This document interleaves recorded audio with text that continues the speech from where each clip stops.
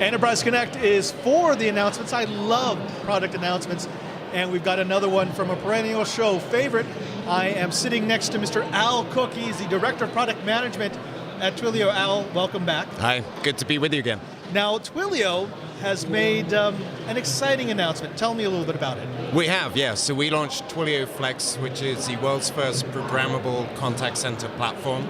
It allows you to make changes at any single layer. So you can change the user interface down to the every individual component. There is nothing in there that you cannot change. You know, typically you're constrained by what you can do in a contact center, and that makes it really hard to integrate into the business process, into your back-end databases, and to create both the agent and the customer experience. So we focus on how do we do a contact center in a different way that enterprises up to the very largest scale can get the level of customization that they need.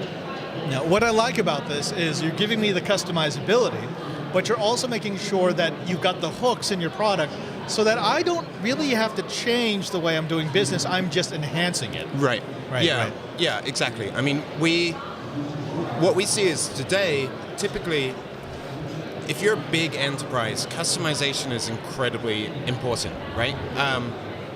It becomes more and more important the bigger the enterprise is.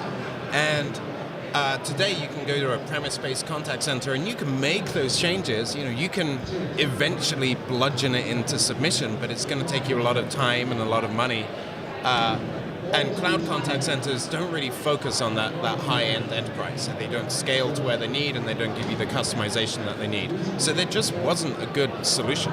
And we've been thrilled at the reaction we've been getting from folks looking to adopt Flex. We have heard a lot of folks at this very desk talk about coming into contact center or updating their contact center approach. And so I want to take our audience a little behind the scene, a little inside baseball here, because Twilio, you started out as a communications platform as a service. That's where you made your bones, that's where you established your reputation. And now you seem to be changing a lot. You've got the contact center, you branched out into SIP trunking. Is this an evolution of Twilio, or do you see this as sort of feature creep? In other words, is this just something that is a natural extension of that communications platform as a service, or has Twilio changed its business model?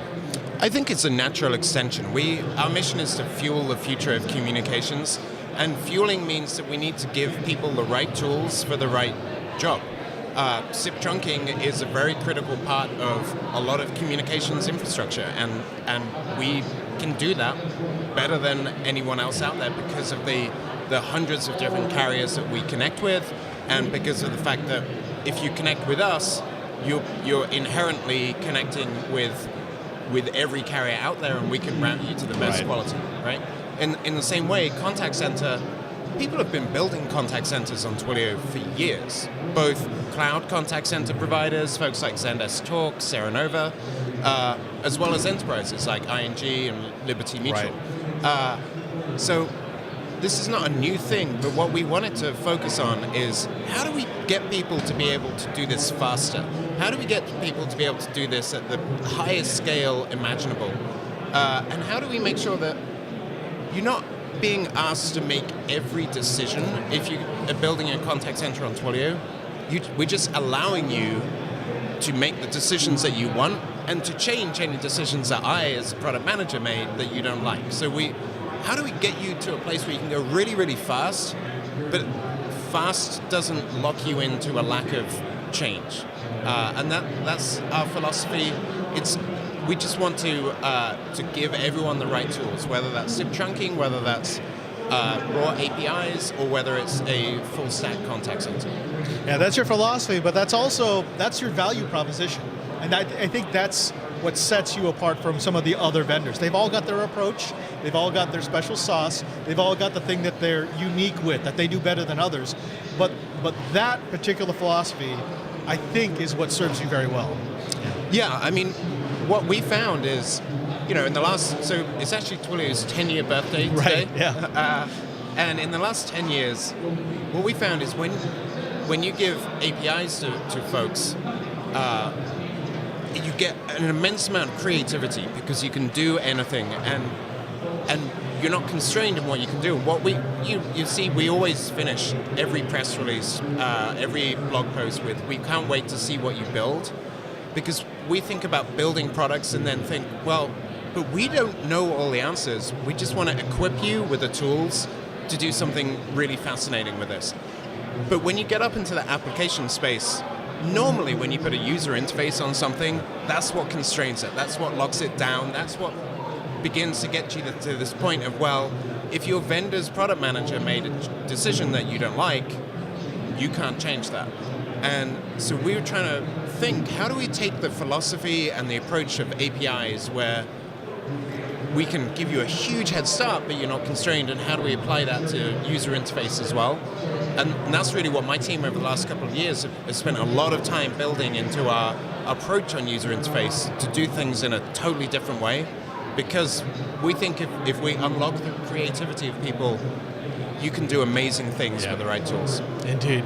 Now, this is normally when I would ask the prognostication question. I ask you to peer into your crystal ball, but I want to go about it a different way. Okay. And that is looking at this new release. Who do you think it's suited for? Who are going to be your enterprise buyers? Who are the ones who have a process that meets up perfectly with that philosophy? We've certainly targeted this at large enterprises, anywhere from 1,000 seats to 50,000 seats. That is where we've seen the most interest and the most traction, and that's the product that we've built this for. In the sub 1,000 agent seat count range, it tends to be better that folks want more of a pre-packaged solution with ticketing and everything built in. We would typically suggest that one of our partners like Zendesk Talk or Serenova would be a good fit for that space. Fantastic. We have been speaking with Al Cook. He is the Director of Product Management at Twilio. Al, I want to thank you so very much for giving time to our audience. If you could, please tell them where they can find you, where they can find Twilio, where they can find out more about Twilio, what Twilio has to offer. Yeah, we'd love to talk to you. You can check out the product at twilio.com/flex, and you can reach me from there as well. Thanks. Thank you for your time, and thank you for watching. Be sure to check out all the videos all around, other vignettes from Enterprise Connect 2018.